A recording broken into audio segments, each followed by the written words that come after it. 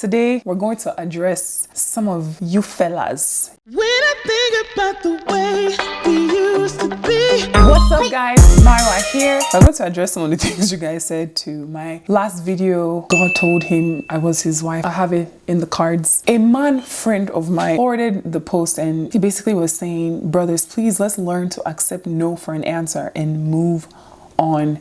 God can't force you on any sister. If it's by force, then it's not love. The will of God is not one. However, it's my best opinion that patience is very key.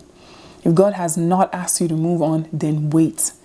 If God leads you to her and she says no, get a word from the Lord before you move on. And sisters, this is where I'm going. Sisters, please let's not delay. 1 year, I am still praying, gang.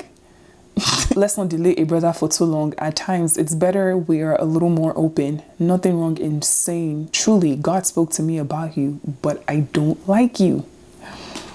I pray for us. May we not lose our glory for peanuts.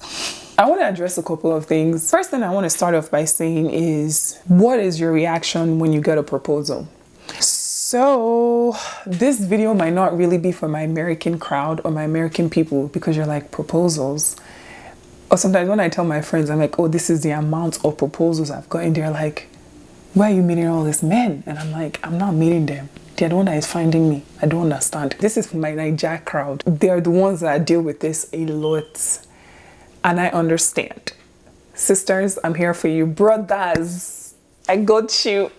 I've heard. So how this happens in a Nigerian Christian setting is these guys are at a fellowship or they go to the same church, go to the same school, and when they meet, the guy might not necessarily know the sister in the way American girls would expect a proposal. So in America, really, the kind of person that proposes to you really is either your boyfriend or someone that has known you for years. I mean, maybe the person was just praying about you for the last 6 or 7 years and was just observing. I just do observe. And even then, that's very rare. The person that really proposes to you is your boyfriend or someone you're in a committed romantic relationship with. But in Nigeria, it's not like that. Somebody can just see you. You are walking. You went to the gates to go and buy picnic. And the guy is on the Okada and he sees you as you are getting your milk and he's like, wow. Let's say you guys go to the same fellowship or you go to the same church.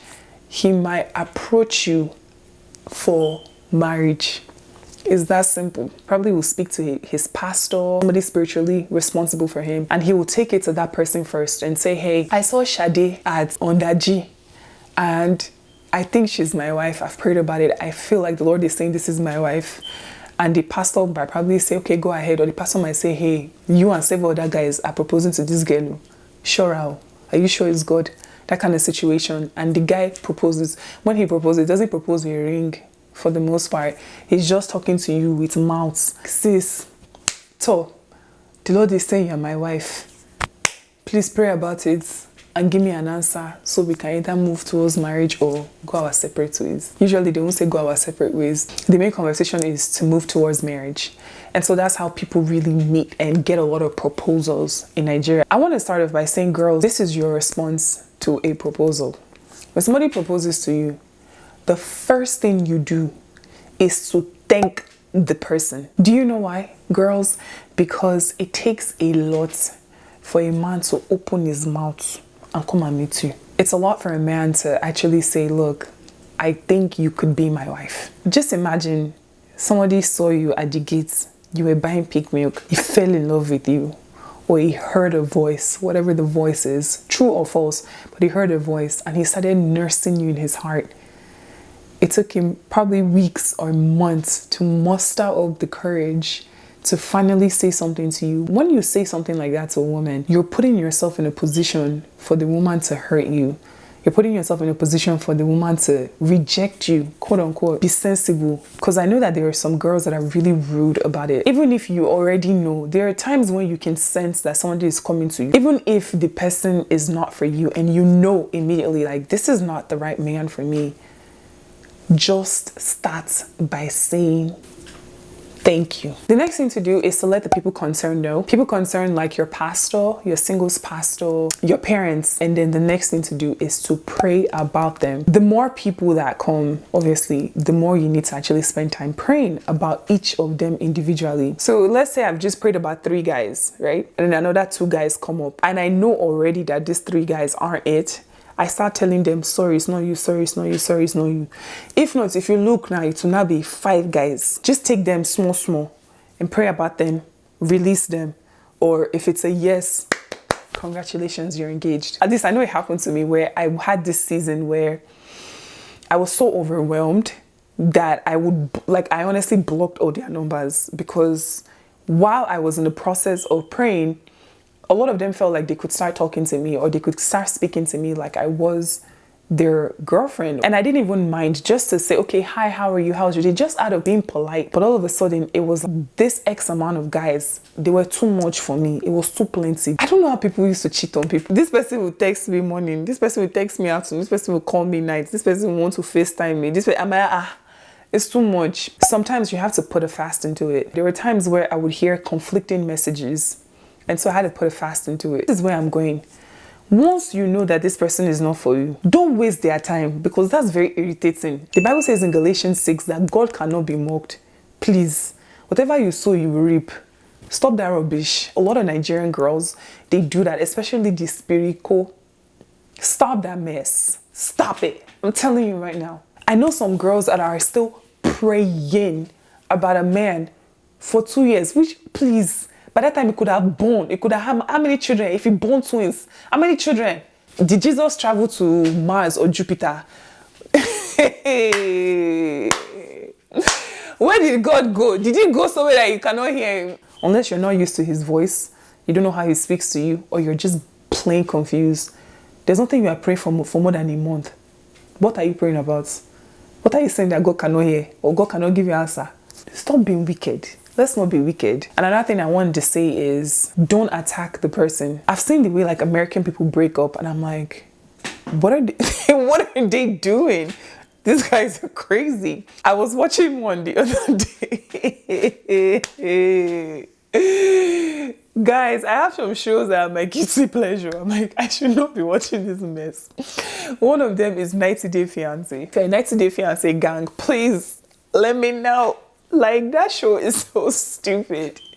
It's just so stupid, but there's so many lessons to be learned from it, especially if you're single. Like, watch 90 Day Fiancé. You don't want to run inside marriage. Another one is Indian Matchmaker. It's on Netflix, and these guys were breaking up. Basically, this lady was raping this guy because of his salary. When you tell a guy no, or I'm not interested in you, there's no need to go into details. I'm not led to you at this point. I don't think that this is God. End of story. If you need to write this down verbatim, write it down for the next time you're giving a guy a response to no. Write it down. It's simple. Don't start attacking his character. Don't attack whether he earns, what his job is. You be God. You are not God. Shut up. And mind your business. Girls, don't be wicked. Many of these men, it's not easy for them. See, I'm begging for them. My dad used to say, the definition of a man is someone that you can throw anything on. He'd be like, okay, I got you. There's so many things they're thinking about. Responsibilities. They're the head. They're the breadwinner. There's so many things. Like a man. You now come, you now use your mouth and finish him in 2 seconds. Nitoripe, you are the first person they are proposed to. Will you be the last? They have spoken, we have heard. Please, just say no. Pray about it. Don't take their time. Don't put them on one long drama and say, I'm praying. You're not praying, say lie. Don't be wicked. That's the long and short of this story, is don't be wicked. I hope you guys got value from this video. If you did, smash that like button. Please share this with somebody that needs to hear this. And please encourage your fellow men. God will give you your own, the person that is your own. And guys, if you've been rejected before, I'm sorry. It's no better than a bad marriage. Seriously, ladies, have you experienced like multiple men proposing to you? And to my American ladies that are sitting down here saying, hey God, I wish this person would just see me at the gates buying milk. Don't worry. the person that will see you is coming, and you'll be dressed. Oh, you will not wear any kind of skirts that day. Oh, but mostly you will be prepared. Like, the Lord will prepare you for the journey, whatever destiny the Lord has for you. Trust that the Lord is preparing you right now for it. I'm only jumping in here to tell you to subscribe. I actually forgot to say that. So please subscribe. And if you have any other topics you would like to discuss, girls and gents, let me know. Subscribe. All right. Okay, bye.